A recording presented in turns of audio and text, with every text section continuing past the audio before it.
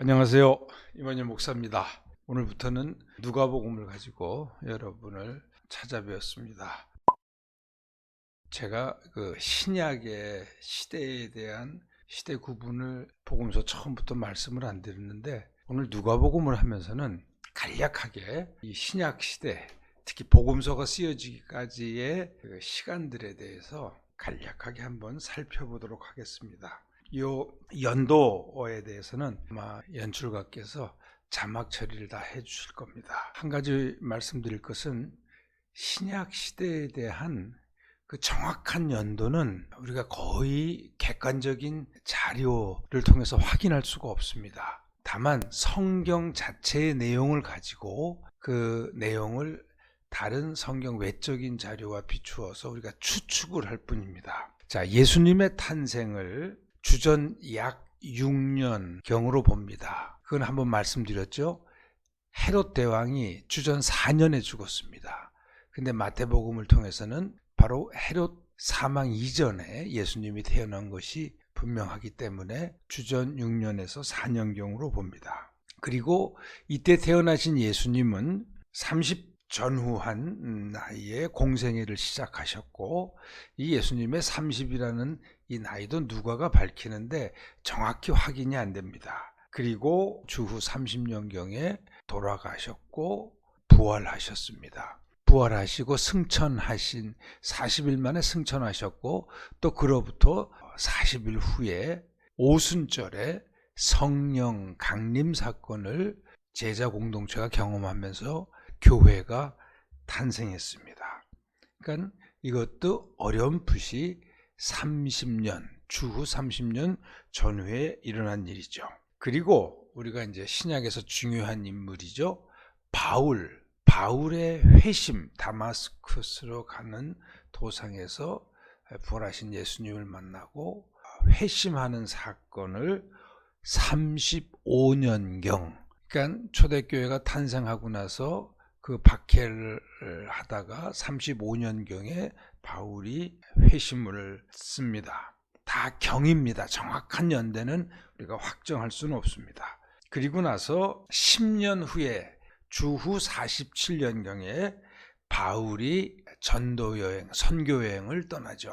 1차, 2차, 3차 선교여행, 사도행전에서 기록하고 있는 그것이 47년에서부터 55년경까지 약 10년 동안 바울의 1, 2, 3차 선교여행이 이루어졌고, 그리고 바로 이 기간 동안에 바울의 서신들이 쓰여졌습니다. 바울의 서신이 가장 먼저 쓰여진 성서, 신약 성서의 글들입니다. 그리고 57년에 바울이 예루살렘에 돌아갔다가 거기서 체포가 되고 가이사랴로 이송이 돼서 약 3년 동안 구금되어 있다가 60년경에 바울이 로마 황제에게 자신의 재판을 상소하면서 로마로 압송이 되죠.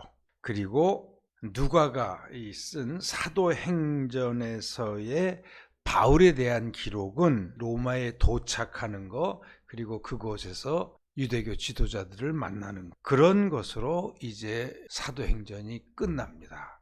그때가 62년경으로 봅니다. 주후 62년. 그리고 나서 바울이 어떻게 됐을까? 그거는 성경에서는 알 수 없습니다. 그런데 64년에 로마에서 큰 사건이 일어나죠. 여러분 한두 번 정도는 들으셨을 겁니다. 네로 황제에 의해서 로마의 거의 4분의 1이 불타버리는 대화재 사건이 일어납니다. 네로다 이렇게 말할 수는 없지만 당시의 정황이 네로가 로마의 한 큰 쿼터를 다시 재개발하고 싶었는데 반대가 심하니까 불을 질렀다, 이렇게 이제 얘기들 하는데, 어쨌든요 그게 64년인데 그러해서 네로에 대한 비난이 점증하니까 네로가 이 방화범들이 바로 이 기독교인들이다. 그래서 로마 정부에 의해서, 네로에 의해서 그 로마에 있는 기독교인들에 대한 극심한 박해가 시작됩니다. 이거는 우리가 꼭 기억해야 할 사건입니다. 그래서 엄청나게 많은 기독교인들이 처음 순교를 하고 엄청나게 잔인하게 죽었습니다. 반면에 유대 땅 이스라엘로 오면은 66년에 로마에서 네로의 박해가 이루어지고 2, 3년 후에 유대인들의 로마에 대한 반란이 시작됩니다. 그리고 약 만 4년, 5년, 70년에 아주 완전히 그 유대인들의 그 반란 사건을 로마가 진압을 하죠. 그리고 예루살렘이 철저하게 파괴되는 거. 이게 주후 70년경이라는 걸 말씀드렸습니다. 70년경이 아니고 이건 정확합니다. 70년입니다. 그리고 그 완전히 예루살렘 성전과 예루살렘이 파괴된 후에 한 5년 아니면 그 이상 75년경에 처음으로 복음서 마가복음이 쓰여졌습니다. 그리고 그로부터 마가가 75년경에 복음서를 쓰고 나서 한 10년 있다가 85년경, 요건 학자들에 따라서 다 다릅니다. 왜냐하면 이 모든 것들은 정확하게 그 연대를 확정할 수가 없습니다. 마태와 누가복음의 저술이 바로 85년경에 이루어졌고, 그리고 가이사랴 밑에 지중해 해안가 그 남쪽으로 밑에 얌니아라는 작은 도시가 있는데 그곳에서 주후 90년, 그러니까 예루살렘 성전이 70년에 완전히 파괴됐잖아요. 그리고 20년 후에 그 예루살렘이 멸망하면서 유대 나라가 완전히 지도에서 사라지면서 예수님 당시에 주요 종파였던 제사장들 중심의 사두개인들, 열심당원들, 에세네파 사람들이 아직도 다 사라졌습니다. 근데 유일하게 유대가 망했으면서도 살아남은 종파가 바리새파입니다. 그 바리새파의 지도자들이 바로 율법 학자들, 랍비들이죠.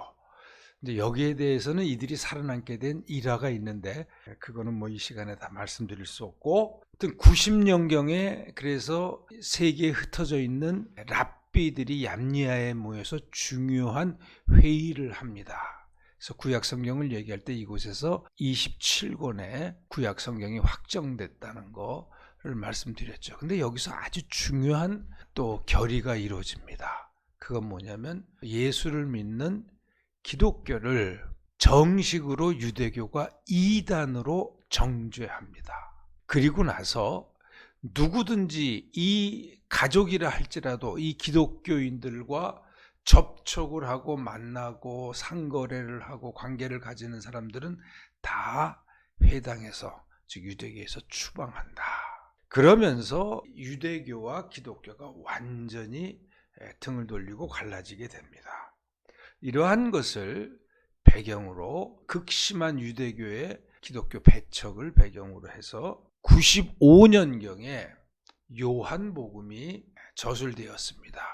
그래서 95년경에 쓰여진 이 요한복음은 이 얌니아 회의에서 결정된 기독교 이단 정죄, 이것을 이해하지 않고서는 모르고서는 그 요한복음에서 흐르는 그 중요한 메시지를 우리가 오해하기 쉽습니다. 자, 이렇게 예수님 탄생으로부터 요한복음의 저술, 사복음서가 저술되는 95년경까지 간단하게 신약의 시간들을 돌아봤습니다. 자, 그렇다면 제가 여기서 무슨 말씀을 드리려고 하냐면 예수님의 탄생으로부터 누가가 복음서를 저술하기까지는 약 90년의 세월이 흘렀습니다. 예수님의 탄생과 죽음까지의 기간을 예수 그리스도의 복음의 1세대라고 한다면, 즉 예수님이 포함된, 거기엔 세례요한도 같이 있고 그렇죠. 물론 제자들도 예수님의 공생에 함께 했었죠. 우리가 하여튼 예수님의 탄생부터 죽음까지를 복음의 1세대로 한다면 말씀의 처음부터 목격자예요. 또 이것을 전파한 이들, 이게 누구죠? 12제자들 주축으로 교회가 탄생했었죠. 예루살렘의 원시기독교회, 그들이 열심히 복음을 전하고 각 지역으로 흩어져서 그러다가 순교하거나 죽어간 시점, 즉 그걸 우리가 64년, 즉 네로의 박해 때 바울과 베드로가 로마에서 순교했던 했다고 우리 기독교 전승은 얘기하고 있는데, 그때까지를 잡는다 그러면은 요 기간까지, 즉 예수님의 제자단들이 예수님을 이어서 복음을 전한 이들이 죽기까지의 기간이 복음의 제2세대입니다. 2세대의 기간이죠. 그리고 이 복음의 2세대들, 즉 예수님의 제자들과 이 초대교회의 창시자들이 전 세계로 흩어지면서 전해준 복음을 듣고 그들에 의해서 양육된 2세대의 제자들, 그래서 2세대들이 물려준 다양한 증언들과 자료들을 참고로 해서 복음서를 쓴 세대들을 우리가 복음의 제3세대라고 말할 수가 있습니다. 복음의 목격자가 된 그들 세대부터 치자면 2세대라고 말하죠. 그 복음의 목격자요, 1차 자료를 쓴 사람들을 우리가 1세대라고 얘기한다면, 이 그들의 제자인 이 복음의 저술가들은 2세대지만, 그걸 예수님부터 우리가 소급해서 보면 그게 3세대, 즉 95년의 시간이, 약 100여 년의 시간이 흐른 거죠. 자, 복음의 제3세대인 이 누가가 복음서를 쓰기 전에 이 예수 그리스도의 복음은 예루살렘에서부터 사마리아 그리고 유대 국경을 넘어서 시리아, 그 다음에 소아시아, 오늘날의 터키 지역이죠. 여기서 일로 다 퍼졌고, 여기서 다시 에게해를 넘어서 유럽으로 갔습니다. 마케도니아, 그리고 쭉 내려와서 그리스 남부의 고린도, 이 지역까지 유럽으로 전해졌고, 그리고 마침내는 모든 길의 중심지인, 종착지죠, 그리고 또 출발지이기도 하죠, 로마로까지 복음이 전해졌습니다. 사도행전에서는 나오진 않지만 우리가 사도행전에 보면은 빌립 집사가 에티오피아의 고위 대신인 간다게, 네시 간다게에게 복음을 전한 일을 보도되고 있습니다. 그런 걸 추측해보면 이미 알렉산드리아, 즉 이집트 지역, 그 배후 지역인 이디오피아까지 복음이 전해졌다는 것을 우리가 충분히 생각할 수 있습니다. 어쨌든 누가, 즉 주후 85년경에 3세대인 누가가 바라보는 예수 그리스도의 복음은 이미 수많은 민족과 문화와 영토를 넘나들면서 로마 제국의 전 지역으로 퍼져나간, 이제는 세계적인 복음이 되었습니다. 누가가 복음서를 기술하기 전에 복음의 상황이죠. 이렇게 1세기도 안 된 이 짧은 시간에 로마 제국의 저 변방 끝자락, 그 예루살렘에서 시작된 그리스도의 복음 운동이 전 세계로 1세기도 안 된 시간에 전해질 수 있었던 외적인 요인은 뭐냐면, 첫째로는 세계의 공용어가 공용어, 어디 가서나 이 언어면 다 통하는 로마 제국 안에서는 공용어가 된 그리스어, 그런 알렉산더 이후 헬레니즘 문화를 통해서 그때부터 퍼졌죠. 그 다음에 제국 전 영토, 로마 제국 전 영토의 소식을 어디서 벌어진 일이든지 일주일 안에 로마로 전할 수 있도록 잘 구축된 로마의 길 때문이었습니다. 그래서 1세기도 안 된 시간에 이 복음이 로마 제국 전 영토로 퍼질 수 있었습니다. 그리고 또 하나 중요한, 선교가 단시간에 퍼질 수 있었던 요인 중에 하나는, 로마 어디를 가나 웬만한 중소도시 이상이면 디아스포라, 바벨론 때부터, 그 이전부터 722년에 북왕국 멸망 이후부터, 그때부터 흩어진, 전 세계에 흩어진 디아스포라 유대인들이 회당들을 지었고 거기서 하나님께 예배를 드렸는데, 이 회당들이 복음의 전초기지가 되었다는 겁니다. 그래서 사도 바울 사도행전을 보면 제일 먼저 어느 도시를 먼저 가든지 꼭 회당을 먼저 가고 거기서부터 복음은 전파는 시작되었죠. 이렇게 그리스어, 로마의 길, 또 디아스포라 회당, 이것이 로마 제국 전체를 삽시간 안에 복음화시킬 수 있었던 아주 중요한 외적 요인입니다. 이렇게 세계 종교로 발전한 예수 그리스도의 복음을 거시적인 안목에서 볼 수 있었던 누가는 마가나 마태와는 또 다른 시각에서 예수 그리스도의 이야기를 써야 할 필요성을 느꼈습니다. 지역적인 작은 공동체를 위한 마가복음의 공동체는 그렇게 크지가 않았습니다. 지역적으로도 그렇고, 그 다음에 유대민족적인 그런 전통이 강한 마태복음서와는 다른 모든 민족, 모든 지역, 모든 로마 제국 안에 군소, 전통사회와 문화 속을 살아가는 모든 사회계층을 끌어안는 만민을 위한 예수 그리스도의 복음 이야기를 써야 할 필요를 누가는 느꼈던 것입니다. 누가의 시대에 이미 로마 제국 각 지역에 뿌리를 내렸거나 내리기 시작한 예수 그리스도의 교회에는 바로 이렇게 다양한 민족과 인종과 사회 계층의 사람들이 모여들었기 때문입니다. 그리고 또 하나 우리가 누가복음을 들어가기 전에 유념해야 할 것은, 누가는 이 복음서를 쓰기 시작할 때부터 자기가 쓰고자 하는 복음서의 글에 그 내용에 구상했던 그 내용, 그것이 그 폭과 넓이가 예수 이야기에만 국한되지 않았습니다.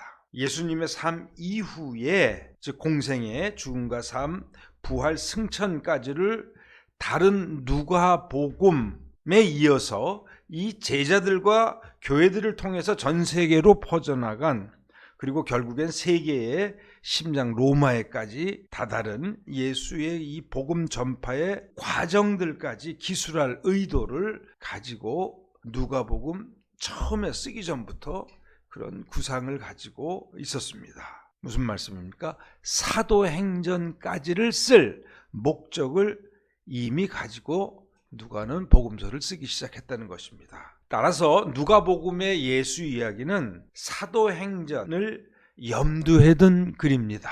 구약의 예언이 어떻게 예수를 통해서 이루어졌으며 이 예수의 이야기는 다시 그의 제자들을 통해서 어떻게 전 세계로 전파되었는가를 기술하면서, 누가는 하나님의 구원이 유대인만을 위한 것이 아니요 세상의 모든 민족을 향한 구원의 역사고, 예수 그리스도의 사건은 이런 저 아브라함에서부터 흐르는 구원사의 정점임을 그 확대된 역사적 시야를 가지고 말하고 있습니다. 따라서 누가복음서를 읽으면서 우리는 사도행전을 또 내다봐야 하고, 사도행전을 읽으면서는 누가복음을 돌아봐야 합니다. 이렇게 쓰여진 누가 사도행전 이 두 권의 책은 신약성서에서 가장 많은 글을 담고 있는 책입니다. 그리고